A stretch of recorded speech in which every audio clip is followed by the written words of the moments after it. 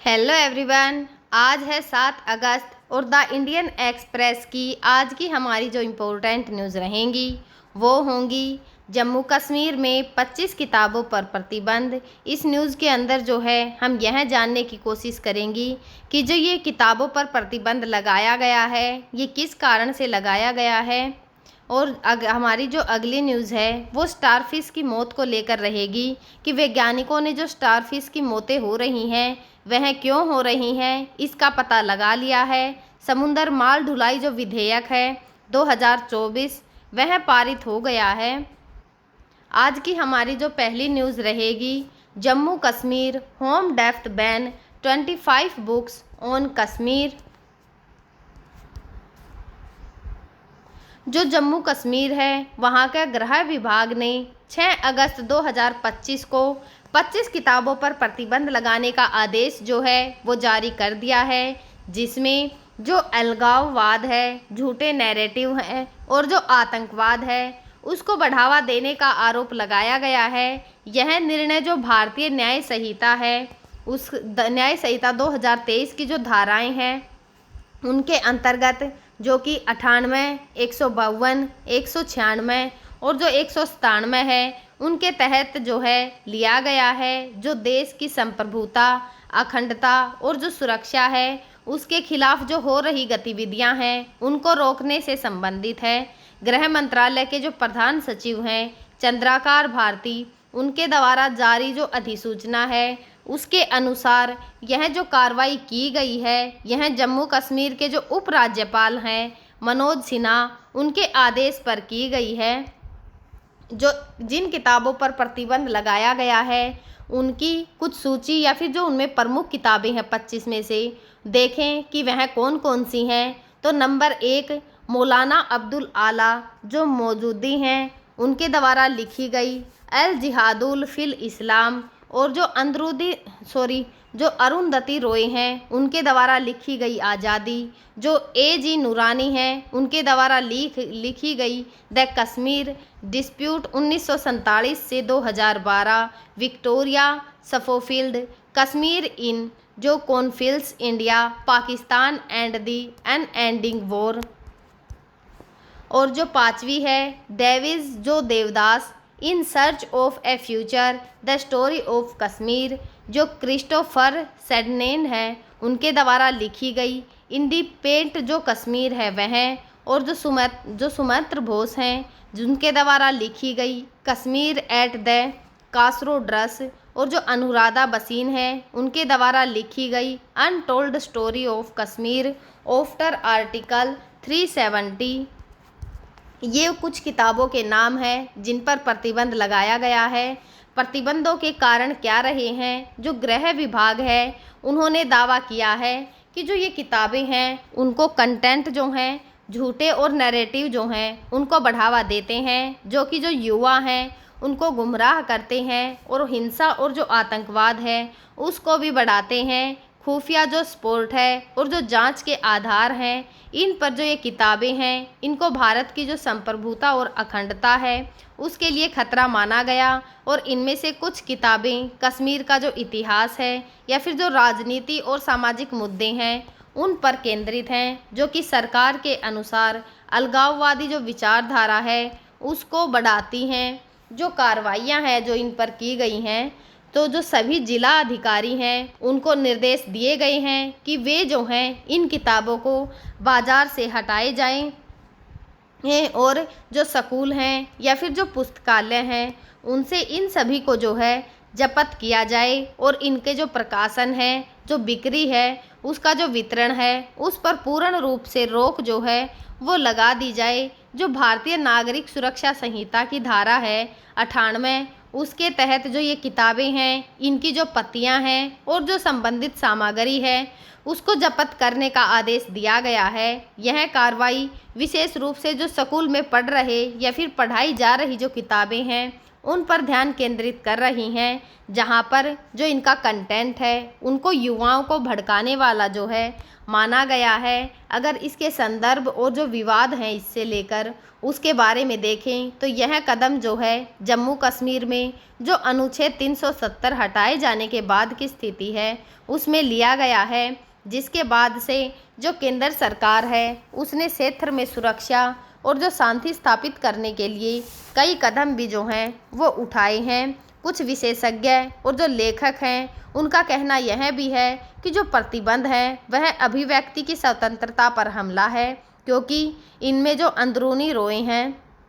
जो अरुंधति रॉय हैं और जो एजी नूरानी हैं, इन जैसे प्रसिद्ध लेखक जो हैं उनकी किताबें भी शामिल हैं, जो कि कश्मीर के जो मुद्दे हैं या फिर जो वैश्विक स्तर है उस पर चर्चित हैं। दूसरी ओर सरकार का तर्क है कि यह कदम जो है जो आतंकवाद है या फिर अलगाववाद जो है उनको रोकने के लिए जो है एक इम्पोर्टेंट कदम है, क्योंकि जो ये किताबें हैं पीड़ित होने की जो भावना है और आतंकवादी की जो संस्कृति है उसको बढ़ावा देती हैं। इसके अतिरिक्त यह जो है पहली बार नहीं है कि जो पुस्तकों पर प्रतिबंध लगाया गया है, इससे पहले भी जो है भारत में किताबों पर प्रतिबंध लगाए गए हैं। पहले भी सलमान जो रुश्दी हैं उनकी सैटेनिक जो वर्जेट और जो तस्लीमा जो नरीन हैं उन पर भी लज्जा जैसी किताबों पर प्रतिबंध यानी कि जो बैन है वो लग चुका है। जम्मू कश्मीर में यह जो कार्रवाई है वह केंद्र शासित जो प्रदेश है या फिर वहां पर बनने के बाद वहां की जो सुरक्षा स्थिति है और जो मजबूत करने के प्रयास का एक हिस्सा जो है वो मानी जा रही है। आज की हमारी जो दूसरी न्यूज़ रहेगी, carriage of goods by sea bills clears house. जो विधेयक है माल ढुलाई का उसको संसद के अंदर जो है पारित कर दिया गया है। समुंदर के रास्ते माल ढुलाई जो विधेयक है 2024 का वह पास जो है वो हो गया है। जो carriage of good by sea bill है 2024 का उसको लोकसभा में 28 मार्च 2025 को जो ध्वनिमत है उससे पारित किया गया था और इसे जो है राज्यसभा में 6 अगस्त 2025 को मंजूरी मिली है। यह विधेयक जो है 1925 के जो भारतीय समुद्री माल परिवहन अधिनियम है उसको निरस्त करता है, जो कि जो ब्रिटिश शासनकाल है उसका था, जिसका उद्देश्य समुद्री मार्ग से जो माल परिवहन है उसमें शामिल था। इसका उद्देश्य मुख्य रूप से जो है परिवहनों में जो शामिल जहाज हैं या फिर उनकी जो जिम्मेदारियां हैं, देवदारियां हैं, अधिकार और जो छूट हैं उनको आधुनिक बनाना है, ताकि यह जो अंतर्राष्ट्रीय मानक जैसे कि हैग नियम है उनके अनुरूप हो। और जो विधेयक हैं उसमें केंद्र सरकार को जो है नियम लागू करने और जो लदान बिल है उसको पारित करने या फिर जो उससे संबंधित अनुसूची है उसमें संशोधन करने की जो शक्तियां हैं वो दी गई हैं। और जो ये माल भेजने वाले और जो ढुलाई करने वाले हैं इनके बीच में बेहतर तालमेल जो है उसको सुनिश्चित करता है, ताकि साथ ही जो माल की सुरक्षित डिलीवरी है उस पर भी यह जोर देता है। जो माल ढुलाई का इतिहास देखें तो मानव सभ्यता के विकास में जो है बहुत ही गहराई है और उस गहराई के साथ जो है जुड़ा हुआ है जो ये व्यापार, वाणिज्य और जो सांस्कृतिक आदान प्रदान है इसका मुख्य आधार रहा है। प्राचीन काल में जो काल जलमार्ग ढुलाई है यह समुद्री मार्ग ढुलाई का जो इतिहास है हजारों वर्ष पुराना रहा है। ऐसा नहीं है कि समुद्र के मार्ग से जो है आज आधुनिक में ही जो है माल एक स्थान से दूसरे स्थान पर पहुंचाया जाता है, बल्कि जो प्राचीन काल है उससे ही जो है माल ढुलाई का काम जो है समुद्र के माध्यम से जो है वो किया जाता था। जो 3000 ईसा पूर्व या फिर इसके आसपास जो मिस्रवासी थे वे नील नदी की जो नाव हैं उनके सामान जैसे कि अनाज या फिर जो पत्थर हुआ उसको ढोते थे। और जो फोनिशियन है, ग्रीक या फिर जो रोमन व्यापारी हैं भूमध्य सागर में जो जहाज हैं उनका उपयोग करके व्यापार करते थे। अगर स्थलीय ढुलाई देखें तो प्राचीन काल में जो है जो सिल्क रूट हुआ करता था उससे जैसे जो मार्ग हैं उन पर ऊँटों से, घोड़े या फिर जो बैलगाड़ी हैं उनसे माल को रेशम जैसे कि मसाले जो कीमती धातुएं हैं उनको ढोया जाता था। अगर इसका प्रारंभिक नियम जो है रोमन साम्राज्य से जो समुद्री व्यापार है उसके लिए नियम बनाए गए, जैसे कि माल की क्षति या फिर हानि के लिए जो जिम्मेदारी है उसको तय करना है। जो मध्यकाल का समुद्री व्यापार का विस्तार देखें तो मध्य युग में जो अरब या फिर जो चीनी और जो यूरोपीय व्यापारी हैं उन्होंने हिंद महासागर और जो दक्षिणी चीन सागर है उसमें माल ढुलाई को बढ़ावा दिया था, जिससे कि जो चीनी जंक है जहाज और जो अरब है दो जहाज मसाले, कपड़े और जो अन्य सामान है उनके परिवहन को जो है उपयोगी थे। जो हंसा लिंग है 13वीं से 15वीं सदी में जो उत्तरी यूरोप है उसमें हंसा जो लिग है उसने समुद्री व्यापार जो है और जो माल की ढुलाई है उसको भी संगठित किया, जिससे कि जो बंदरगाह हैं और जहाज हैं उनका विकास हुआ। और जो स्थलीय परिवहन जो कि मध्यकाल में यूरोप या फिर जो एशिया हैं उनमें घोड़े और जो गाड़ियां हैं उनका उपयोग भी बढ़ गया था, लेकिन सड़कों की जो खराब स्थिति थी उसके कारण यह बहुत ही धीमा और महंगा पड़ता था।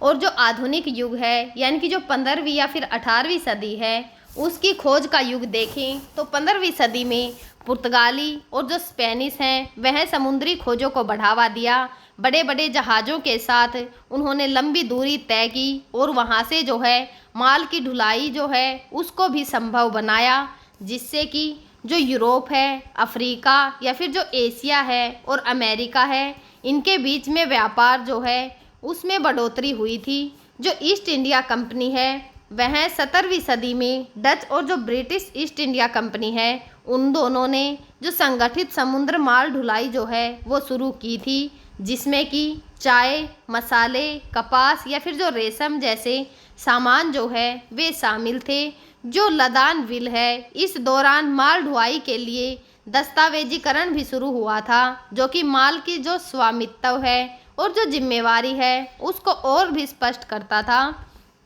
जो औद्योगिक क्रांति है वह 19वीं सदी जब रेल और जो भाप है उनके जहाज़ों का विस्तार हुआ, तब औद्योगिक क्रांति ने जो माल की ढुलाई है उसमें क्रांति ला दी। भाप से चलने वाले जो जहाज़ और जो रेलगाड़ियां हैं उसमें तेज़ी से और जो विश्वसनीय परिवहन है उनको संभव बनाया। 1830 का जो दशक है उसमें रेलवे ने जो स्थलीय माल की ढुलाई है उसको और जो है वो बदल दिया। जो स्वेज नहर है 1869 में स्वेज नहर के खुलने से जो समुद्री मार्ग है वह छोटा हो गया, जिससे कि यूरोप और जो एशिया है उनके बीच में माल ढुलाई जो है वो तेज और सस्ती हो गई। कानूनी ढांचे के तौर पर देखें तो 19वीं सदी में जो हैग नियम है जैसे कि अंतर्राष्ट्रीय नियमों ने समुद्री मार्ग की जो ढुलाई है उसमें जिम्मेदारियों को मानकीकृत जो है वो किया है। और 20वीं सदी में जो है जो कि संधि कंटेनर क्रांति है 1950 के दशक में जो मालक्रम मैकलिन है उनके द्वारा कंटेनर की जो शिपिंग है उसकी जो स्टार्टिंग है वो भी की गई थी। माल ढुलाई को पूरी तरह से जो है इसने बदल दिया था। और जो मानकीकृत कंटेनर हैं उन्होंने लोडिंग की जो अनलोडिंग और जो अंतर का मॉडल है परिवहन को और अधिक आसान और तेज बना दिया था। जो हवाई माल है उसकी ढुलाई देखें तो 20वीं सदी के मध्य में जो हवाई जहाज़ हैं या फिर जो उच्च मूल्य और जो समय संवेदनशील सामान जैसे कि इलेक्ट्रॉनिक्स हुई या फिर जो दवाइयाँ हैं वे हुई, उनकी ढुलाई शुरू की गई। और जो लॉजिस्टिक का विकास है जैसे कि कंप्यूटर और जो डिजिटल तकनीक है उसने आपूर्ति की श्रृंखला प्रबंधन को बेहतर बनाया, जिससे कि जो माल ढुलाई है वह अधिक कुशल हो गई।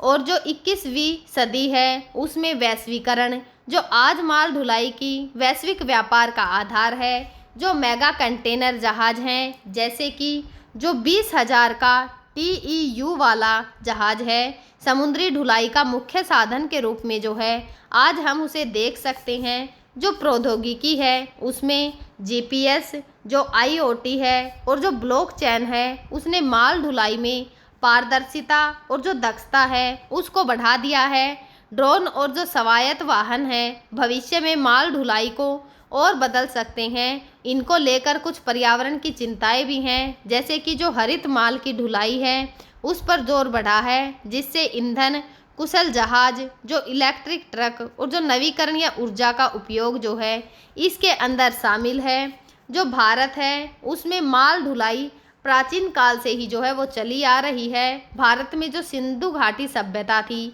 जिसे हम जो है जिसका काल 2500 ईसा पूर्व मानते हैं, उसके दौरान जो है लोथल जैसे जो बंदरगाह हैं उनसे समुद्री व्यापार होता था। मौर्य और जो गुप्त काल है उसमें सड़कें और जो नदियां हैं उनके माध्यम से माल ढुलाई होती थी।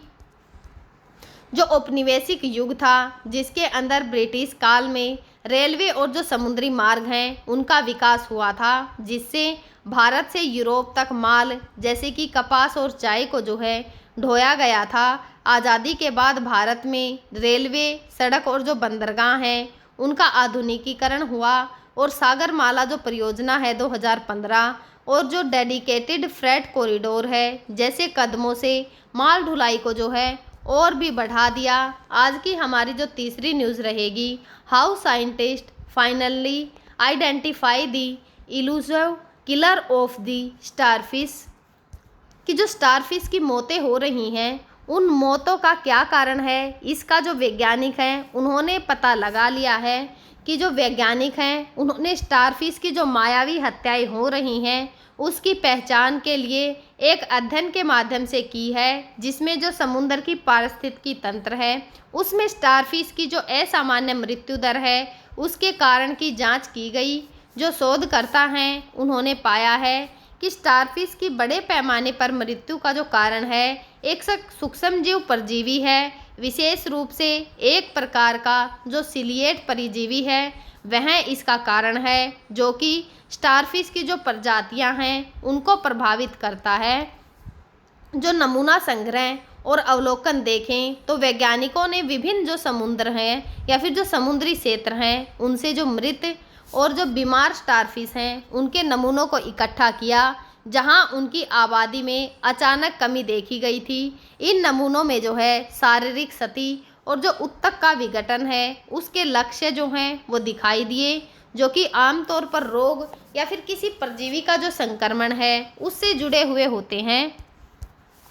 जो माइक्रोस्कोपिंग का विश्लेषण है, यानी कि जो एक तरह स्टारफिश है उसके उत्तकों की जो माइक्रोस्कोपिंग है उनकी जांच से एक सिलिएट परजीवी की जो उपस्थिति है उसका पता चला है, जो कि उनका जो शरीर है उसमें तेज़ी से फैल रहा था। यह परजीवी जो है स्टारफिश के जो उत्तक हैं उनको नष्ट कर रहा था, जिससे उनकी मृत्यु जो है वो हो रही थी। इनका आनुवांशिक विश्लेषण वैज्ञानिकों ने जो है डीएनए का जो अनुकरण है उसका उपयोग करके परजीवी की जो प्रजाति है उसकी पहचान की और इस प्रक्रिया में जो परजीवी है उसके जीनोम को अन्य ज्ञात जो परजीवी हैं उनसे तुलना की गई, जिससे कि इसकी विशिष्ट प्रजाति या फिर इसके जो प्रभाव हैं उनकी पुष्टि की गई और पर्यावरण और जो कारक हैं उनका अध्ययन जो है शोधकर्ताओं ने जो समुद्री पर्यावरण है उसमें बदलाव, जैसे कि जो तापमान में वृद्धि है और जो प्रदूषण है उसको भी जांचा, क्योंकि ये कारक जो हैं परजीवी के प्रसार को बढ़ावा दे सकते हैं। जो ग्लोबल वार्मिंग है उसके कारण समुद्र का जल जो है वो गर्म होता है, जिससे कि वहाँ का तापमान जो है परजीवी के लिए अनुकूल वातावरण प्रदान किया, जिससे जो स्टारफिश है उसकी आबादी पर इसका प्रभाव जो है वो बढ़ गया। जो प्रयोगशाला का प्रयोग है, जैसे वैज्ञानिकों ने जो स्वस्थ स्टारफिश है उसको नियंत्रित वातावरण में जो ये परजीवी है इसके संपर्क में लाकर प्रयोग किए, जिससे यह सिद्ध हुआ कि यह परजीवी वास्तव में स्टारफिश की मृत्यु का कारण था। जो ये शोध है इसने न केवल जो स्टारफिश है उसके हत्यारों की पहचान की, बल्कि जो समुद्र की पारिस्थितिकी तंत्र है उस पर जो पर्यावरण के परिवर्तन है उसके व्यापक प्रभाव को भी उजागर किया। यह अध्ययन समुद्री जैव विविधता संरक्षण के लिए बहुत ही इम्पोर्टेंट है, क्योंकि स्टारफिश जो है वो समुद्र खाद्य श्रृंखला में इम्पोर्टेंट रोल को जो है वो निभाती है। हम जो है आगे भी दो जो है द इंडियन एक्सप्रेस की जो इम्पोर्टेंट न्यूज़ होंगी उनको आप सभी के साथ शेयर करते रहेंगे। तब तक आप पढ़ते रहिए, खुश रहिए। Thank you.